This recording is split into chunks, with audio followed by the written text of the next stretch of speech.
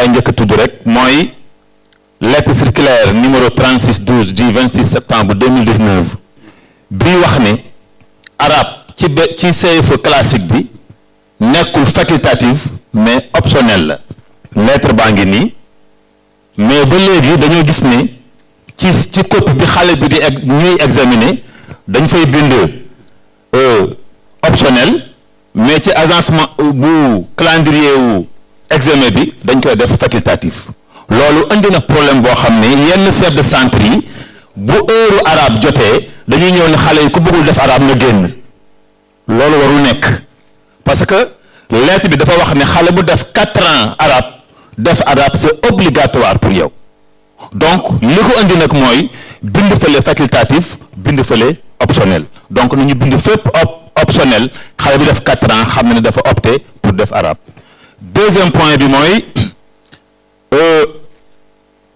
examen bac LAR arabo islamique am na mais amul BFM amul CFEE léegi monsieur le ministre de l'éducation nationale nee na dinañu organiser BFM bi mais nañu commencer ci CFEE bi yéeg parce que organiser nga bac mais am nga ay candidats yu jógee ci élémentaire am nga candidats yu jógee moyen wala dem defi baccalauréat amuñu CFEE bu ñuy présenté amuñu BFM bu ñuy présenté vraiment loolu doy na waar lu ñu mujj def mooy sélectionner quelques organisations yoo xam ne dañuy organiser BFM ñu listé leen ne ku indi BFM bi mooy def bac LAR laa loolu du administration donc nañu organiser CFEE ak bac ak BFM arabo islamique mu fekk bële beneen bi mooy ci CFEE classique français arabe bi fa nekk optionnel day am problème ci filetage su ma nee filetage yaay xam nañ li ma bëgg a wax souvent pour ñu noter ñu jël notu xale bi def arabe ci registre bi dañuy am problème dañuy mujj ber benn agent mu def li ñuy tuddee tànn ceeb warul nekk ci filetage machine yi anadol bi mën na paramétrer ba xale bu def arabe ñu mën la intégrer ci biir mais ñu tànnal la ceeb léeg-léeg kii tànn ceeb tayel bàyyi yenn yi xale bi mën na daanu fekk warul woon daanu parce que dañ ko tànnal ceeb te waruñu ko tànnal ceeb loolu dafa war a denc ci filetage bi beneen bi mooy suñu camarades yi nga xam ne ñun ak ñoom ñoo seq liggéey bi ci examen et concours ak ci biir IEF yi ak ci biir IA yi dama leen di ñaan nañu denc ci position défensive toujours ñun bu ñuy ñëwuñu pour co-gestion mais dañuy ñëw yore nekk ay techniciens de l'éducation xam li ñuy wax di indi ay proposition nañ ñu koy jëlal di ko tenir en compte mais da ngay indi proposition dañ lay tontu boo xam ne kii position bi mu taxawee dafay défendre boppam dafay défendre système am te xam na ne loolu muy défendre jagut donc comme dañoo bëgg jubanti yooyu aussi nañ ko bàyyi xel beneen bi mooy ci BFM franco-arabe bi corriger éducation religieuse yi matière yooyu du ñëw mosul ñëw lu tax dañuy bàyyi membre jury éducation religieuse ñoom ñooy toog defar seeni corriger pour mën a corriger xale yi loolu warul nekk ni ñuy indee corriger mathématique bi di ko indee corriger arabe bi di ko indee corriger français bi ak anglais bi noonu la ñu war a indee corriger wu éducation religieuse ça ci BFM franco-arabe ak ci bac franco-arabe corriger du ñëw UGF dégg nga loolu beneen bi mooy les correcteurs ñiy corriger éducation religieuse ci BFM franco-arabe ak bac franco-arabe du ne damaa jàng arabe rek mën naa corriger discipline éducation religieuse mën nga jàng arabe te doo xam dara ci diine donc comme léegi am nañu ay spécialistes ay arabophones yoo xam ne jàng nañu matière yooyu nga xam ne moom nañ leen jox ñu ñuy corriger copie yi parce que souvent am na xale yu daanu parce que ki corriger seeni copie moo leen daaneel parce que li xale bi bind baax na mais ki ko corriger sax xamut loolu jàng ko parce que arabe la jàng comme langue jàngul éducation religieuse bu discipline boobu nga xam ne mu ko donc nañu fexe ba centre yi ñu ngi fay yóbbu comme ay correcteurs na nekk ay spécialistes ci loolu nga xam ne moom la ñu war a corriger. merci monsieur Segnane. waaw jërëjëf kon li la def dama koy def document indil la ko au nom de suñu plateforme des syndicats représentatifs incha allahu taala merci. jërëjëf ñu ngi jox kàddu gi monsieur Amar Kane représentant du syndicat de l'enseignement technique.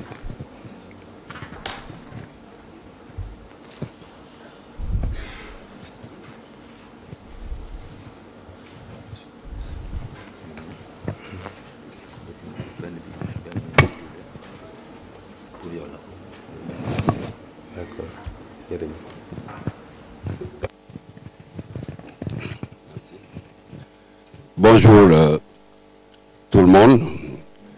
Mes salutations à Monsieur le Premier ministre ainsi qu'aux autres autorités.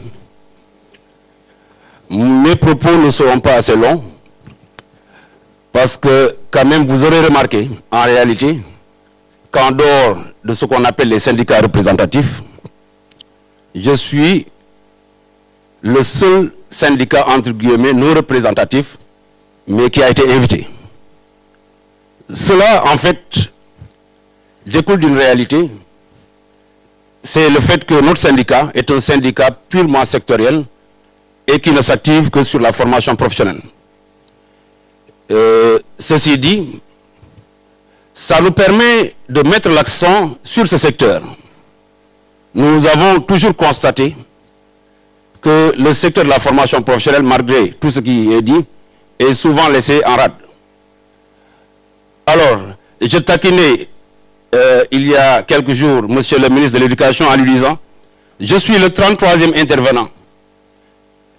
Les 32 qui m'ont précédé comme syndicat ont parlé d'éducation, ont parlé de tout, mais vous n'avez pas entendu parler de formation. Il a fallu que je prenne la parole pour qu'on comprenne que dans la formation, il y a des enseignants. Et ça, c'est important.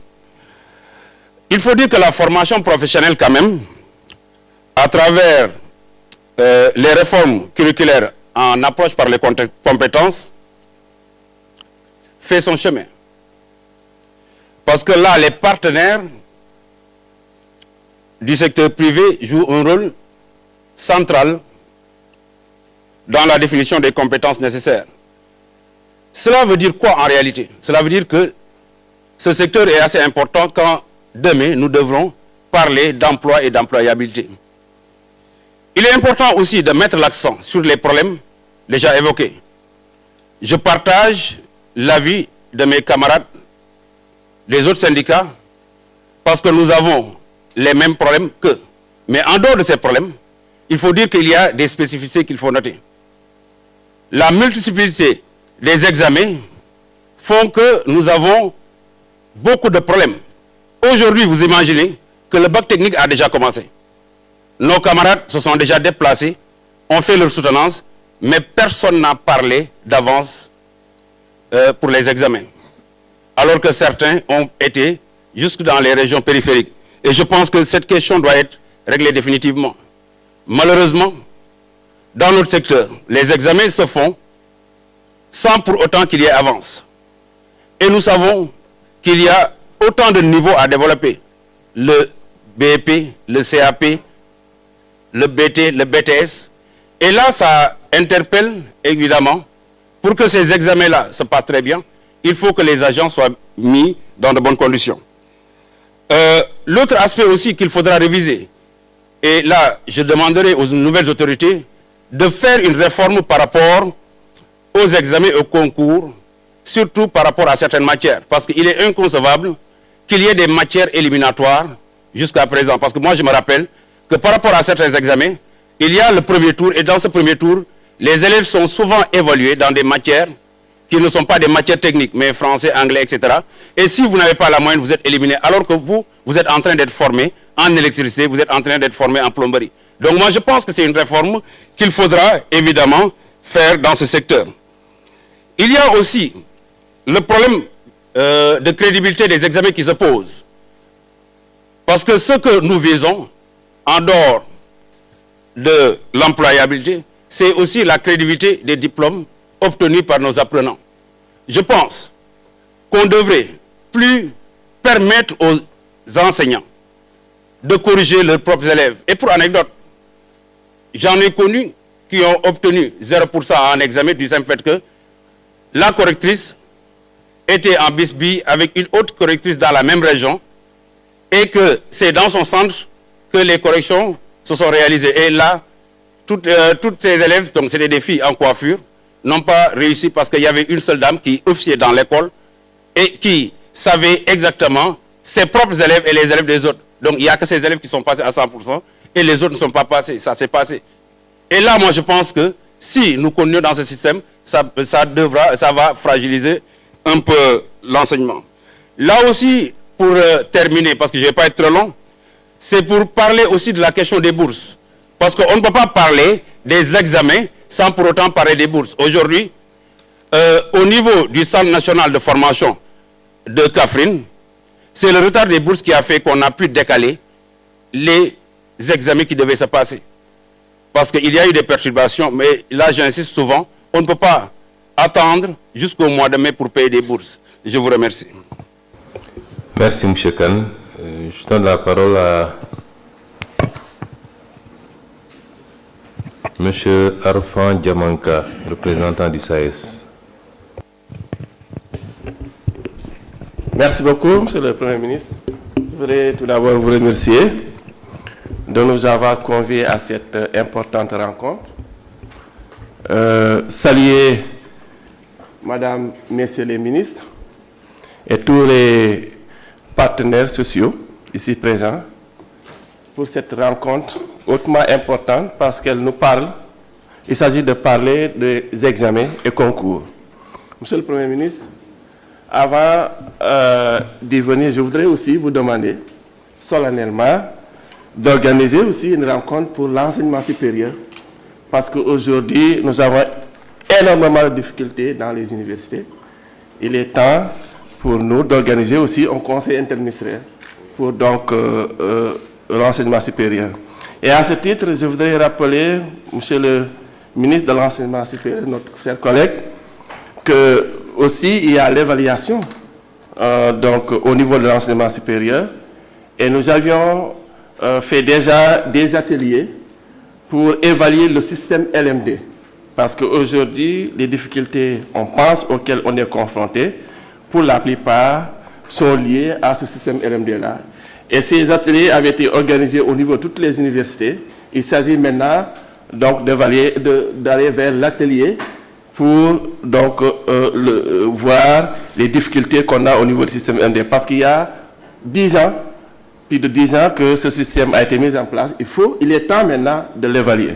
Et Monsieur le ministre de l'Enseignement supérieur, on vous attend sur cela.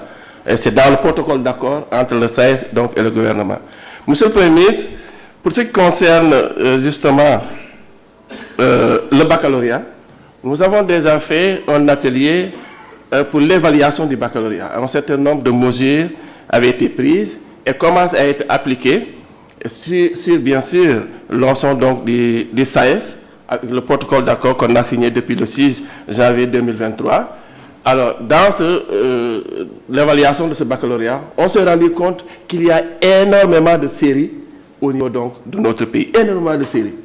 Et monsieur le ministre de l'Éducation nationale l'a dit, je pense qu'il faut aller vers une réforme. Parce qu'aujourd'hui, nous perdons beaucoup de candidats parce qu'ils sont orientés dans des séries qui ne leur permettent pas de réussir. Et ça, il faut impérativement qu'on puisse remédier à cela si nous voulons améliorer vraiment le taux de réussite. Et je pense que monsieur le ministre de l'Enseignement supérieur l'a dit et nous l'encourageons à le faire. Ensuite, monsieur le Premier ministre, il y a la crédibilité aujourd'hui, on va dire, des baccalauréats qui se posent. Il se pose en deux thèmes. Le premier thème, c'est, disons, l'examen en tant que tel. Je pense à ce niveau-là, il y a des efforts à faire. Comme les collègues donc, du syndicat du moyen secondaire dit, il faut déplacer les surveillants. Parce que ce qu'on constate aujourd'hui, c'est qu'au niveau de la surveillance, on prend les surveillants qui sont au niveau de l'entité territoriale et c'est eux qui vont surveiller leurs enfants, les élèves qu'ils enseignent, et ça pose problème. Et au niveau donc de ce baccalauréat, les présidents de jury on rencontre énormément de difficultés à ce niveau-là. Je pense qu'il faut, à ce niveau-là, donc, vraiment faire déplacer les surveillants. Et justement, sur cela aussi, les camarades m'ont demandé vraiment de le dire de façon sérieuse, parce qu'il y avait un accord entre donc, le ministère et donc les présidents de jury, qui concernait le temps, la durée donc, du baccalauréat. L'accord était qu'au niveau des correcteurs et correctrices, la durée était entre 12 et 13 jours. Pour les présidents de jury, c'est 15 jours. Depuis l'année dernière, cet accord n'a pas été respecté. On a eu des difficultés à ce niveau-là. Je pense qu'il faut que, à ce niveau-là, que cet accord-là soit respecté. Et de la même manière, on constate quand le président du jury est au niveau donc, de son centre, il est obligé de prendre en charge son secrétariat au niveau donc, du centre, du point de vue donc, de la prise en charge alimentaire. Et à ce niveau-là, vraiment, nous avons énormément de difficultés. Et il y avait un accord de principe qui avait dit que l'indemnité du président du jury devait passer, parce que c'est une indemnité de 100 000 francs, devait passer de 100 000 francs à 500 000 francs, pour pouvoir vraiment, pour que le président du jury puisse vraiment s'acquitter convenablement de sa mission. Et cela en deux étapes. Une première étape de 100 000 à 300 000. Et cette année, en 2024, ça devrait être, donc, ça devrait passer à 500 000. Donc cet accord de principe n'a pas été donc mis en œuvre. Donc les camarades vont demander vraiment de le dire ici pour que ça soit, qu'on puisse prendre les mesures idoines pour que ça soit fait. Monsieur le Premier ministre, je voudrais terminer par vous dire, nous fondons beaucoup d'espoir pour ce qui concerne l'enseignement supérieur. Et cet espoir-là passe par vraiment la prise en charge correcte de l'enseignement supérieur. Et cela, il faudrait organiser rapidement, en rapport avec le ministère de l'enseignement supérieur, donc des assises pour évaluer vraiment le système indé, évaluer disons, les fonds qui sont alloués au niveau des universités, mais évaluer aussi le calendrier universitaire. Et ce calendrier universitaire-là doit passer vraiment par, on va dire, une étude très sérieuse. Ce n'est pas justement des slogans, mais il faut qu'il y ait quand même une étude très sérieuse pour nous permettre de pouvoir revenir aux normes. Voilà, Monsieur le Premier ministre, ce que je voulais dire au niveau de cette rencontre. Je vous remercie encore une fois de nous avoir associés. Merci. Merci, M. Diamanka. Je donne la parole à M. Cheikh Mbou Kossideb.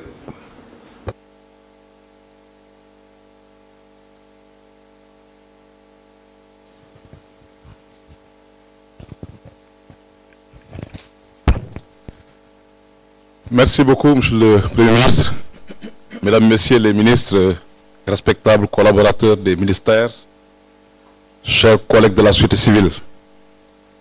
Je voudrais à mon tour, au nom de la COSIDEP, saisir cette opportunité pour, Monsieur le Premier ministre, vous féliciter pour la confiance que les Sénégalais, dans leur écrasante majorité, vous ont accordée. Mais ensuite, nous satisfaire de relever que vous avez inscrit le capital humain comme première priorité dans votre programme. Cela nous rassure.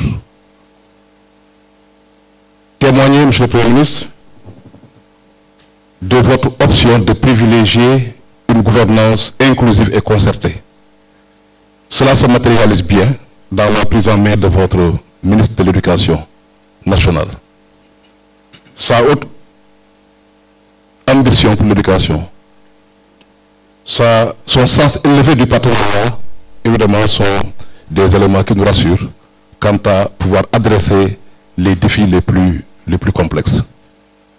Nous voudrions, si nous devons partager sur des recommandations sur l'objet du Conseil interministériel d'aujourd'hui, nous voudrions vous proposer 4 recommandations, formuler 4 recommandations, mais dans une perspective structurelle. Ça veut dire qu'il va au-delà des rendez-vous des mois de mai, juin, juillet 2024. La première recommandation, Monsieur le Premier ministre, c'est nous devons garantir la souveraineté en matière de production de données. Cela est important. Donc, comment renforcer notre dispositif de collecte et de production de données? Cela nous permettrait de mieux planifier. Mieux planifier, y compris en prenant en charge surtout les cibles les plus vulnérables. Deuxième recommandation, Monsieur le Premier ministre, c'est d'adresser de manière profonde les goulots d'étranglement. Il y a des questions qui reviennent chaque année. Nous devons décider ici qu'au prochain Conseil interministériel sur la rentrée, certaines questions vont être définitivement réglées, évacuées. La problématique de l'état civil. Nous allons continuer à organiser seulement des audiences forums. Nous pensons qu'il nous faut aller dans le sens de la digitalisation que vous avez prônée, l'appliquer au système d'éducation et de formation et trouver une solution définitive. Nous ne pouvons pas tout le temps être dans des solutions de circonstances. L'apprêtement des centres d'examen, parce que nous le savons, les élèves doivent être dans des conditions minimales pour pouvoir faire des résultats. Et donc, au-delà de ces examens, je disais en termes de solutions structurelles, c'est travailler à la mise aux normes de nos écoles. Des écoles qui répondent aux normes en termes d'hygiène, en termes de sécurité, de salubrité, d'assainissement et de disponibilité en eau. Cela doit être certainement un élément de rupture qui montrerait que l'investissement est important et que nous avons compris que faire des résultats, ce n'est pas seulement la classe. La classe est importante, mais l'environnement des apprentissages l'est aussi. Troisième recommandation, Monsieur le ministre, parce que justement, sur cette recommandation, nous considérons que dans notre système éducatif, la réussite doit être la règle. Quand nous avons 50% et nous semblons giblés, cela nous pose problème. L'échec qui doit être l'exception. Et nous considérons que le diplôme, justement, quand on parle de résultats, le baccalauréat, on ne l'obtient pas, on n'a pas ce diplôme en terminale. On n'a pas le BFM en troisième, on n'a pas le CFE en classe de CM2. Mais c'est tout un processus durant tout le cycle. Troisième recommandation, Monsieur le Premier ministre, c'est qu'on puisse réinterroger certains dispositifs. Les syndicats l'ont dit. Le fonds d'appui aux examens de concours, FAEC. Le concours d'entrée en sixième, est-ce que ça fait sens aujourd'hui? Au moment où on parle du cycle fondamental. L'examen du CFE, est-ce qu'il ne faut pas l'académiser? Alors nous continuer à l'organiser de façon si lourde au plan global. Les dispositifs d'orientation scolaire, on a très peu de psychologues conseillers, Monsieur le Premier ministre. Des enfants échouent parce qu'ils sont mal orientés. Ils sont orientés là où il ne faut pas. Alors, quatrième recommandation, Monsieur le Premier ministre, c'est de prendre en charge la vulnérabilité, y compris dans cet exercice, dans ces examens et concours.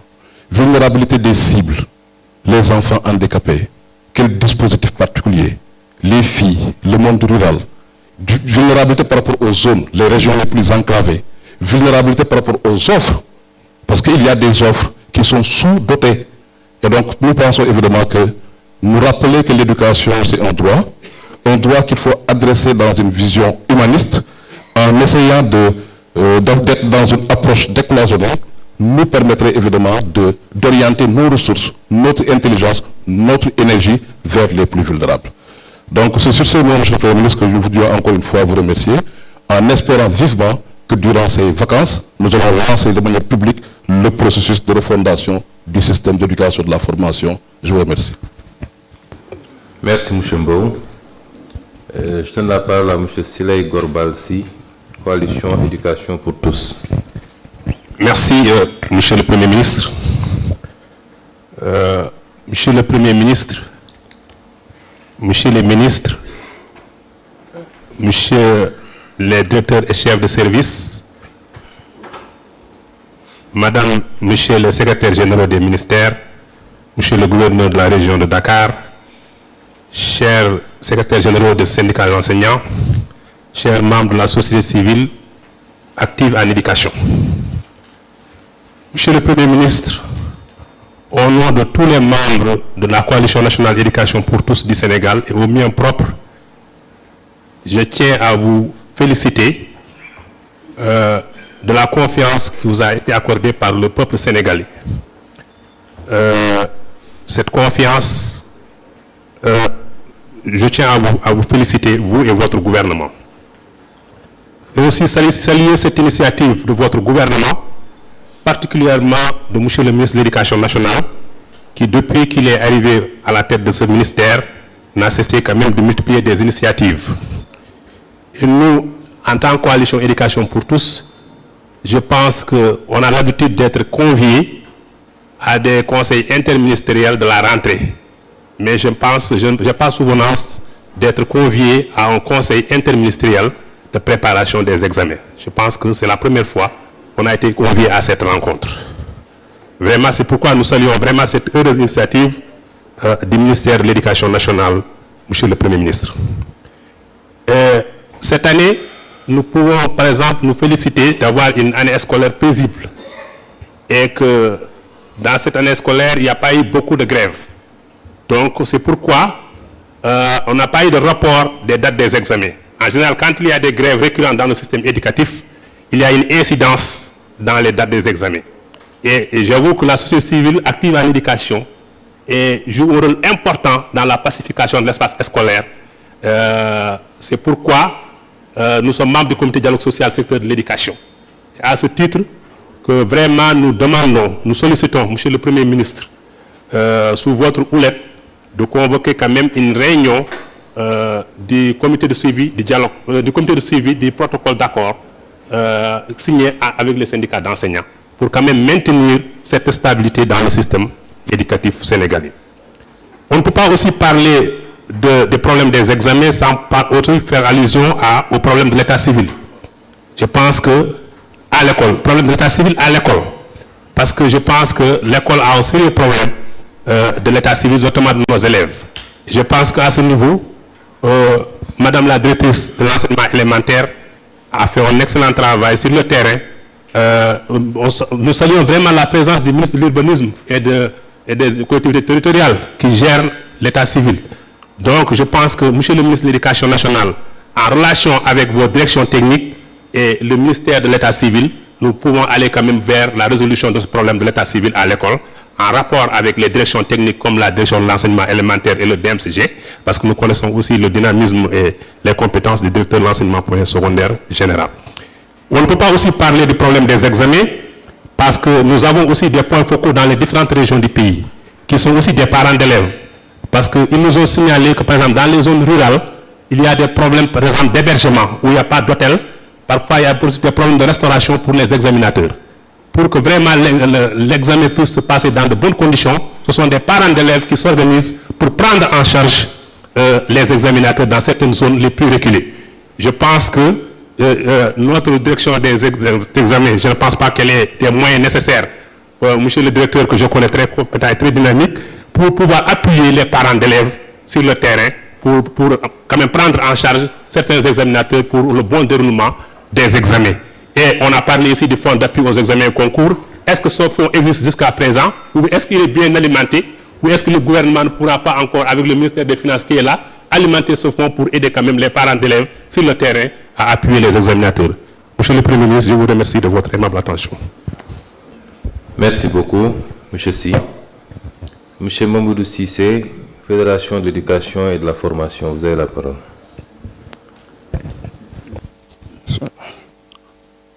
Merci, Monsieur le Premier ministre. Je m'appelle Mamadou Cissé, président de la Fédération pour l'éducation et la formation, la FETIER qui regroupe l'ensemble des organisations patronales de l'enseignement privé, du préscolaire au supérieur. Monsieur le Premier ministre, je tiens à vous féliciter, et vous et votre gouvernement, pour la tenue de ce conseil qui est tenu de manière inclusive. Et ça, nous tenons à le préciser. Et je souhaiterais, au nom de la FEF, que ces rencontres se multiplient, pas seulement sur les examens et concours, mais sur d'autres questions liées à l'éducation et à la formation. Et que ce soit tous les acteurs qui soient là autour de vous pour discuter de toutes les questions. J'aimerais quand même attirer votre attention sur une anomalie ou deux, en demandant à la corriger. C'est d'abord, nous sommes aux côtés de l'État un fournisseur de services éducatifs. Et souvent dans les rencontres de ce genre, on est dans le groupe organisation de la société civile en désignant un porte-parole. Et souvent, ces porte-paroles ne rendent pas compte de la spécificité du sous-secteur de l'enseignement privé. Et nous aimerions quand même que cela soit corrigé, qu'on puisse nous donner un temps de parole pour un peu décrire les problèmes liés à notre activité, qui est quand même extrêmement important, des informations que le gouvernement devrait détenir. L'autre chose, c'est la non-présence ici dans des rencontres des syndicats, des associations de parents d'élèves du privé. Nous avons des fédérations d'associations de parents d'élèves du privé qui mériteraient quand même d'être autour de cette table et discuter de leurs problèmes spécifiques. Monsieur le Premier ministre, comme je le disais, nous vous félicitons pour ces genres de rencontres. Et nous savons que vos ministres ont commencé à rencontrer les acteurs. Et y compris les acteurs de l'enseignement privé. Et nous les félicitons pour ça et demandons à ce que très prochainement, si la FEF, les organisations de l'enseignement privé puissent être reçues par vous-même ou par Monsieur le Président de la République, parce que nous sortons d'un forum national de l'enseignement privé où toutes les questions qui nous concernent ont été débattues et documentées. Alors, cette rencontre est extrêmement importante pour la préparation des examens au concours. Nous avons vu l'exposé fait par les différents ministres et nous les félicitons. En tête, Monsieur le ministre de l'Éducation nationale, pour l'exhaustivité des données. Mais nous pensons que nous devons aller au-delà, souvent de certains conseils, de certains chiffres qui sont donnés. Ici, nous avons des taux de réussite et des taux d'échec. Mais ce serait bien quand même, et M. Cheikh Mboup le disait tout de suite, d'aller en profondeur dans la collecte des données, les statistiques. Je sais que le ministère de l'Éducation nationale en dispose à suffisance. Et nous avions été habitués à des rencontres de partage des revues annuelles de performance. Cela ne se fait plus, je ne sais pas pourquoi. Où des statistiques étaient données de manière précise sur l'enseignement privé, par exemple, et qu'on ne voit plus dans les revues. Sur les chiffres qui sont donnés, les taux de réussite ou d'échec. Ce serait bien qu'on aille en profondeur pour savoir là où il y a problème. Si les garçons ou les filles font bien, qu'on puisse savoir et pouvoir agir directement sur les problèmes et les goulots d'étranglement pour corriger afin d'avoir un meilleur rendement. Nous pouvons quand même parler de ces goulots d'étranglement qui nous empêchent d'avoir les meilleurs résultats, en plus de ce que M. le ministre a présenté. Nous savons que le problème de la santé, et souvent on n'en parle pas, le problème de la santé pose problème dans nos établissements scolaires.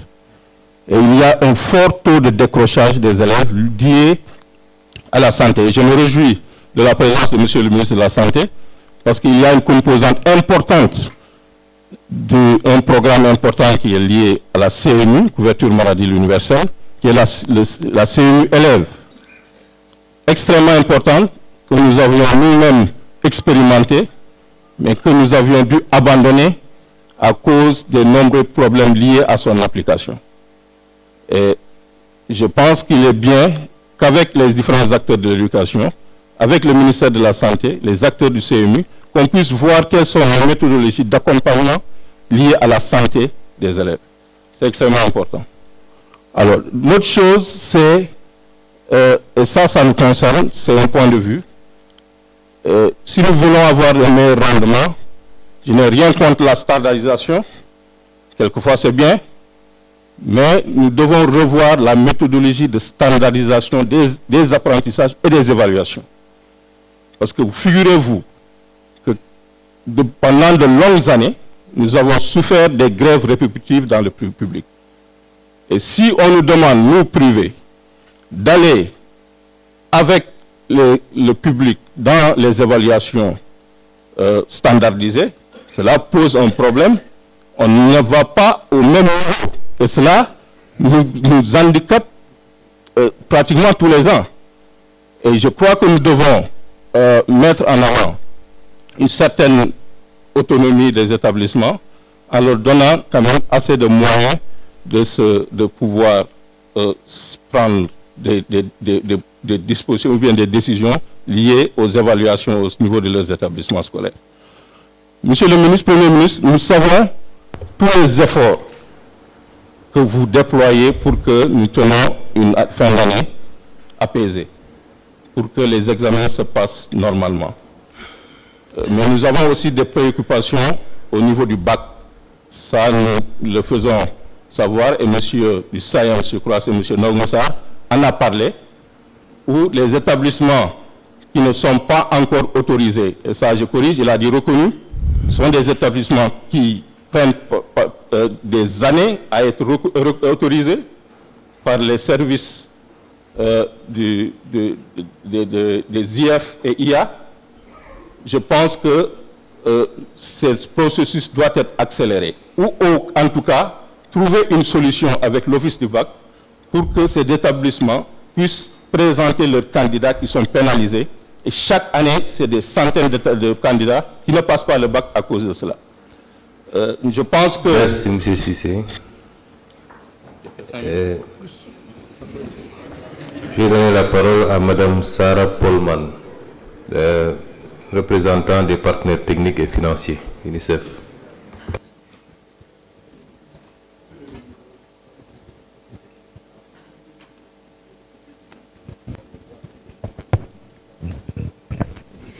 Merci, Monsieur le Premier ministre, Mesdames et Messieurs les ministres et les secrétaires généraux, chefs de services et partenaires de l'éducation et de la formation. Au nom du groupe technique de l'éducation et de la formation, je vous dis d'abord merci pour appeler les enfants au centre de ce dialogue. Effectivement, suñu liggéey jàppal bu baax xale yi. Et donc, c'est la première fois que moi j'assiste à une réunion sur l'éducation où vraiment les enfants sont au centre de ce dialogue. Donc, on doit vous dire d'abord merci. En même temps, je vous remercie pour être la première femme à prendre la parole dans ce dialogue si important. Et nous sommes vraiment ravis de partager cette vision basée sur les droits des enfants qui font le capital humain d'un pays. Pas seulement l'éducation, mais la santé, la protection, le droit à l'identité par l'état civil. Et nous accueillons cette stratégie d'évaluation du système sur cette base des besoins holistiques et cohérents des enfants, des familles et de la nation. Nous félicitons également l'intégration des stratégies basées sur les évidences pour transformer le système éducatif. La préscolarisation, oui, absolument, allons en avant ensemble. L'enseignement bilingue avec toute la base qui est déjà construite, qui est fondée sur le terrain, ainsi que l'évaluation de l'enseignement et des apprentissages. Les passerelles entre l'éducation et la formation également. Les examens nous permettent pas seulement d'évaluer les acquis des élèves, mais aussi des contributions techniques et financières de nous tous. Les partenaires techniques et financiers s'engagent à vous accompagner dans la réalisation de cette vision et l'introduction des innovations pour une meilleure réussite. D'abord, d'un point de vue technique, pourquoi ne penser même pas à commencer l'évaluation des acquis au préscolaire pour une meilleure fondation du système éducatif. Si ça soit des enfants dans les modèles des daara préscolaires qui viennent de démarrer à Saint-Louis ou Louga ou qui continuent depuis quelques années, les cases des tout-petits ou les classes préscolaires dans les écoles. Ce sont les mêmes enfants, ce qui soit les structures où ils ont accès. Aussi, les innovations comme intégrer des plateformes numériques pour l'apprentissage et l'acquisition des compétences de base pour les enfants et les jeunes, qu'ils soient à l'école ou dans les formations. Ils méritent tous avoir ces compétences de base et cet apprentissage. D'un point de vue financier, la revue conjointe de l'éducation en 2023 a mobilisé 255 millions de dollars américains en appui budgétaire pour le ministère de l'Éducation nationale.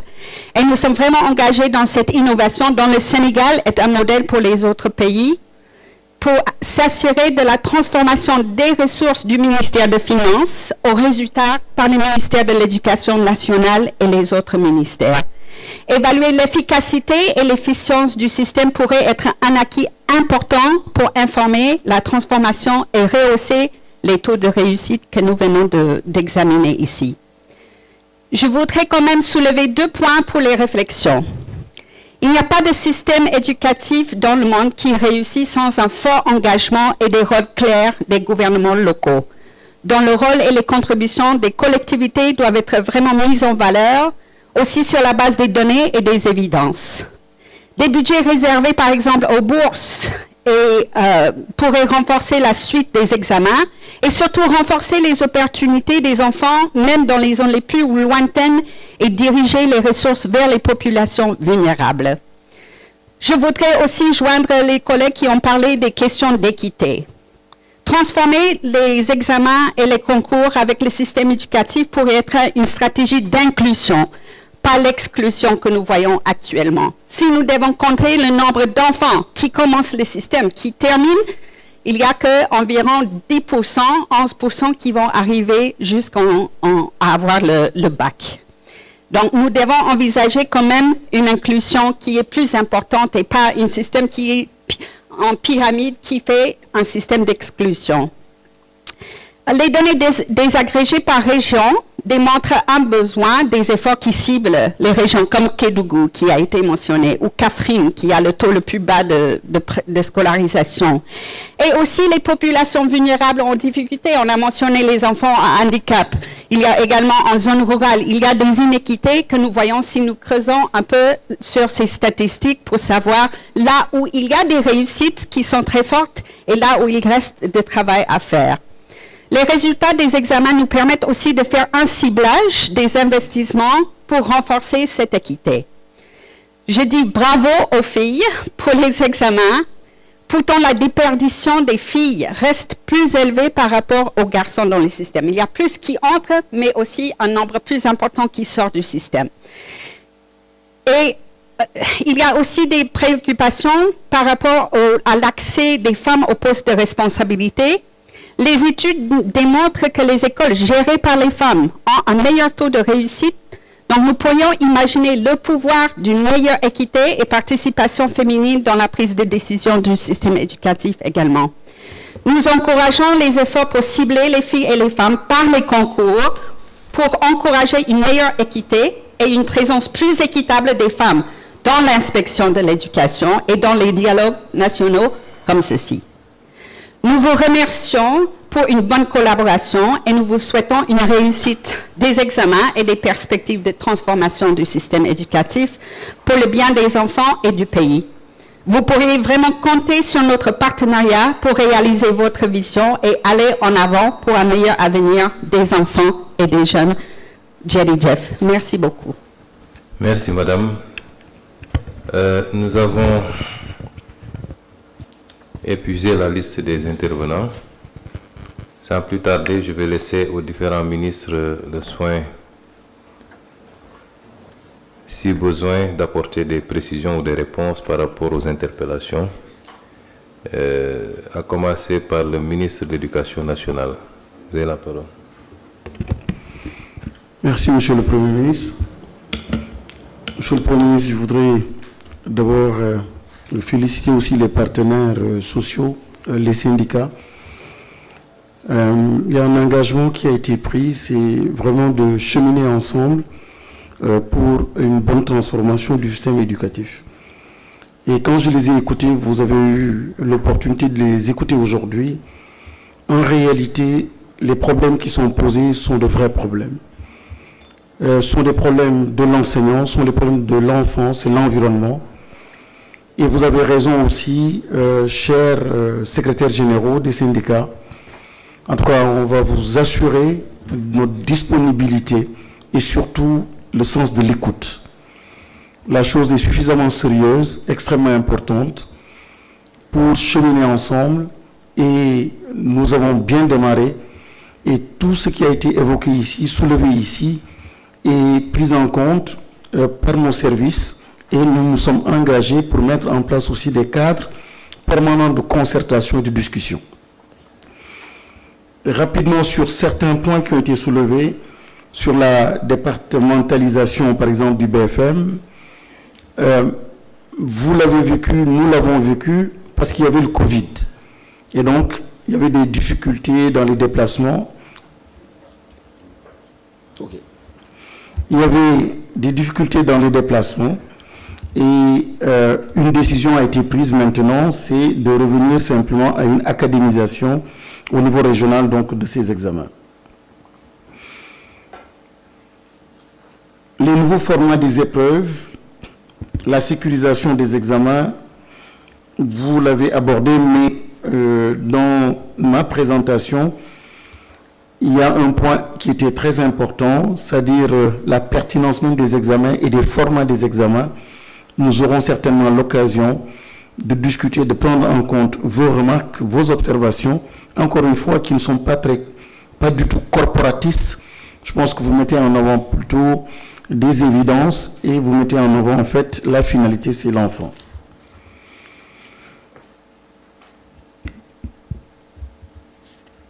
Des questions aussi par rapport aux examens qui vont au-delà du délai de 10 jours avec les services déconcentrés et nos collègues de l'enseignement supérieur.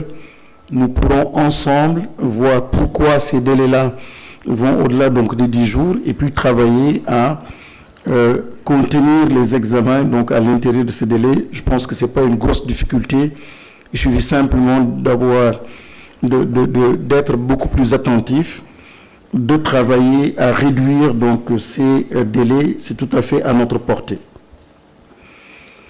Certains aussi ont soulevé la question de la crise structurelle de l'éducation, ont posé la question de la gouvernance et du financement de l'éducation.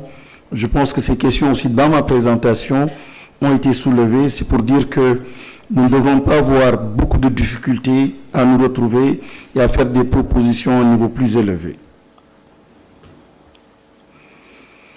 On a parlé du protocole d'accord portant sur les décisionnaires et aussi les arrêtés liés donc aux examens. Un engagement très clair en termes même de date a été pris pour que plus tard, le 30 juin, la question liée aux arrêtés donc, soit complètement vidée.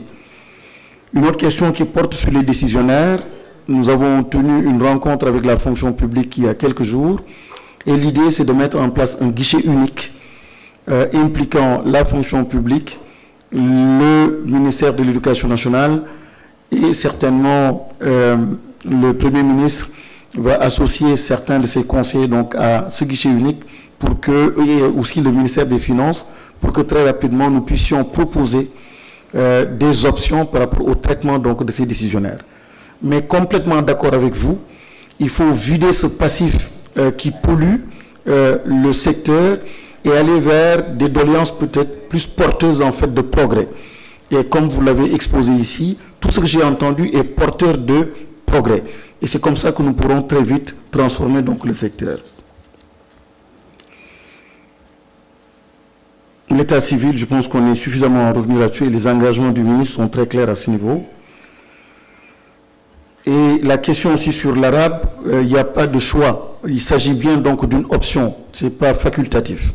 Donc il faudra le rappeler et des décisions seront prises allant dans le sens de rappeler que c'est une option, c'est optionnel, ce n'est pas facultatif. Et enfin, la question de la multiplicité des examens, nous l'avons évoqué aussi, multiplicité aussi des évaluations, tout cela est à rationaliser. C'est pour ça qu'une des propositions était de proposer au Premier ministre une politique nationale d'évaluation. Totalement d'accord avec M. Mbow sur les propositions qui ont été faites pour une réforme plus profonde donc, du secteur et que l'année prochaine, par exemple, que nous ne présentions pas les mêmes problèmes, comme c'est le cas en ce moment, pour la tenue et le déroulement donc, de ces examens. Monsieur le Premier ministre, voilà une réaction aux questions, aux observations qui ont été soulevées très rapidement, mais juste un point sur l'entrée en sixième, et quelqu'un l'a soulevé. L'entrée en sixième est contraire aux dispositions donc, constitutionnelles qui garantissent en fait 10 ans de scolarité gratuite. Et l'entrée en sixième, donc c'est comme un paradoxe qui vient mettre en place un filtre et avec des quotas, donc éliminant et éjectant donc du système des enfants parce qu'il n'y a pas assez de place. Donc l'État et le gouvernement doivent aussi assumer sa responsabilité, c'est 10 ans garantis et on ne peut pas mettre en place un système qui élimine. Donc il y a une contradiction quelque part et ensemble donc nous y travaillerons peut-être pour faire des propositions au chef du gouvernement qui prendra après les décisions idoines. Merci beaucoup. Merci, Monsieur le ministre. Vous n'avez pas épuisé vos 10 minutes, c'est bien. Je donne la parole à Madame le ministre de la Jeunesse et des Sports.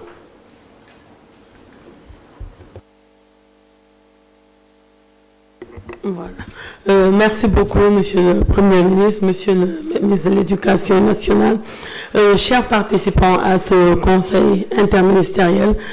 Très rapidement, Monsieur le Premier ministre, je ne peux pas manquer d'attirer l'attention du ministre de l'Éducation nationale sur quelques aspects, notamment par rapport particulièrement au bac EPS. Et par rapport au baccalauréat EPS, Monsieur le ministre de l'Éducation nationale, moi j'attire votre attention, vous en avez parlé, sur la mise à disposition de leur avance de paiement concernant les présidents de jury ainsi que les examinateurs, parce que le baccalauréat EPS, c'est à partir du 28 mai. L'autre aspect, c'est par rapport à la sécurisation des centres d'examen aussi, où se tiendront les épreuves de baccalauréat EPS, et la couverture médicale aussi des élèves. Dans certains centres d'examen, moi, il m'est arrivé de constater cela, il y a une couverture médicale, mais des fois, au niveau des zones les plus reculées, souvent, dans ces centres d'examen-là, les sapeurs-pompiers ne sont pas présents, ou bien il n'y a pas de médecin. Et comme c'est des épreuves physiques, quelquefois, il peut y arriver qu'il y ait la survenance de quelques incidences. L'autre aspect, le troisième, c'est l'assistance aussi. L'assistance, j'attire votre attention, si c'est possible, d'apporter une assistance aux examinateurs pour l'examen du baccalauréat EPS, parce qu'il leur arrive en fait de devoir sillonner plusieurs zones, sinon sont plusieurs zones. Des fois, leur jury concerne plusieurs zones qui sont un peu éloignées, et des fois, quand ils sillonnent cela, ils le font à leurs propres frais. Maintenant, pour finir, vous avez parlé tout à l'heure de la revalorisation de l'enseignement de l'éducation physique et sportive, mais je pense que là, cela passera nécessairement aussi par la réforme aussi du baccalauréat EPS, notamment la suppression du bonus-malus. Il faut que l'EPS, quand même, pour le revaloriser, puisse être une matière à part entière, au même titre que les autres matières, comme la philosophie, les mathématiques, les physiques, chimie, etc. De même aussi, nous préconisons, ça c'est de vieilles revendications quand même des acteurs du secteur, le relèvement du coefficient aussi du BFM-EPS. À l'heure actuelle, je crois que c'est à 2. Nous souhaitons quand même, ou bien 1, nous souhaitons que le BFM-EPS, le coefficient puisse être relevé jusqu'à 3. Et maintenant, bon, par rapport à l'effectivité vraiment de l'enseignement de l'EPS, à l'élémentaire, surtout là, nous attendrons d'autres concertations beaucoup plus élargies pour en parler. Merci beaucoup. Merci Madame le ministre. Je crois que c'est vous qui vous étiez signalé. Monsieur le ministre des Télécommunications, c'est la parole. Merci Monsieur le Premier ministre. Chers collègues et l'ensemble des acteurs ici présents, je m'associe aux félicitations de mes collègues à l'endroit du ministre de l'Éducation pour son brillant exposé, avec un certain nombre une cartographie en tout cas du système d'éducation qui a été élaboré, et un diagnostic assez exhaustif, surtout sur les causes de contre-performance aujourd'hui que notre système éducatif connaît, qui montre peut-être clairement la nécessité, je pense, d'amorcer une réflexion profonde du système de manière générale, voire une refonte. Et je pense que, en tout cas en tant que professionnel de ce secteur, vous êtes plus à même de pouvoir en tout cas faire ce diagnostic de manière plus exhaustive, et dans le cadre de l'accompagnement gouvernemental qu'on puisse apporter des réponses. Mais je pense qu'il y a un certain nombre de réponses qui aujourd'hui pourraient permettre de faciliter ce diagnostic avec l'inclusion du numérique dans le système éducatif qu'on connaît, en tout cas qui peuvent augmenter les activités entre les formateurs, surtout l'interactivité entre les opérateurs et les formateurs, et de manière à utiliser aujourd'hui des technologies innovantes pour essayer de faire en sorte que les orientations au niveau des étudiants, ce qui a été beaucoup élevé ici, qu'on puisse avoir des formations qui collent plus au profil des uns et des autres. Et pour cela, le ministre des Télécoms et du Numérique marque sa disponibilité, en tout cas, à accompagner tous les ministères concernés dans le cadre de la digitalisation, qui a beaucoup été évoqué aujourd'hui. Je pense que tous les intervenants depuis ce matin en ont parlé. Et au Sénégal, on a énormément de données, et qu'aujourd'hui, ce qui pose problème, c'est l'interopérabilité des données. Chacun garde ses données, en tout cas dans le secteur d'activité dans lequel il est, mais si les données ne se voient pas, je pense que c'est M. qui disait tout à l'heure, on ne peut pas avoir des résultats efficients. Donc je pense que on va travailler avec les ministères concernés assez rapidement pour essayer, pourquoi pas, mettre en place un centre de données pour lequel tous les ministères vont être des providers et permettront dans un second temps de pouvoir avoir un accès unique pour que tous les ministères puissent en tout cas travailler avec ces données qui vont se voir, de faire en sorte d'avoir des résultats plus probants et efficaces. Il y a aussi l'utilisation de l'intelligence artificielle. Aujourd'hui, je pense qu'il y a un certain nombre de mesures aussi à prendre pour protéger nos enfants. L'intelligence artificielle, ce n'est pas seulement les ChatGPT, ce n'est pas seulement avoir des moteurs de recherche qui permettront aux enfants, en tout cas, d'avoir des solutions trouvées sur Internet. Je pense qu'il y a un encadrement à faire à ce niveau-là et d'utiliser surtout à ce que ça colle à nos valeurs socio-culturelles. Je pense à l'utilisation de nos langues nationales qui a été évoquée. Je pense que dans le cadre de la refonte, c'est un outil qui nous permettra demain de pouvoir apprendre les mathématiques à travers les langues nationales. Et on serait disposé en tout cas à vous accompagner à ce niveau-là pour que puisse mettre en place des outils qui permettront dès le bas âge. Je pense qu'il y a un système de protection aussi à mettre parce qu'aujourd'hui tout le monde a accès à ces outils-là qui peuvent être en tout cas nocifs pour nos enfants si ce n'est pas utilisé à bon escient. Il y a également la numérisation des archives que mon collègue ministre de l'enseignement supérieur a évoqué tout à l'heure. Je pense que ça, c'est un problème sénégalais, ce n'est pas seulement propre à votre ministère. Aujourd'hui, on a énormément de données et quand on rentre dans les centres d'archives, on est bombardé de papier. Il y a du papier partout et on sait que demain, ces données-là, c'est ce qui nous permettront de faire des statistiques, ce qui nous permettront en tout cas de faire le suivi et évaluation parce que on ne peut pas se projeter demain à pouvoir avoir une éducation de performance si ces données-là ne sont pas étudiées pour pouvoir en tout cas mettre des indicateurs pour permettre d'une année à l'autre de pouvoir mettre ce système de performance qui permettra aujourd'hui aussi aux candidats bacheliers ou en tout cas aux diplômés qui permettront de récupérer leur diplôme ou de déposer un dossier en ligne à travers les concours, de mettre en place un outil. Aujourd'hui, il y a Sénégal Services qui présente aujourd'hui dans les 45 départements pour les zones où on n'a pas accès à Internet, de pouvoir solliciter les services et en tout cas pour une meilleure facilitation du retrait ou du dépôt des dossiers. Il y a la question de l'état civil qui a été évoquée. Je pense que je ne vais pas revenir là-dessus parce que mon collègue en a longuement parlé. Aujourd'hui, la numérisation de l'état civil est en cours de finalisation et dans les semaines normalement qui viennent, on pourra plus à même de pouvoir en tout cas vous faire un état et puis solliciter aussi vos services s'il y a des compléments à faire à ce niveau-là, qu'on puisse apporter des réponses concrètes et efficaces.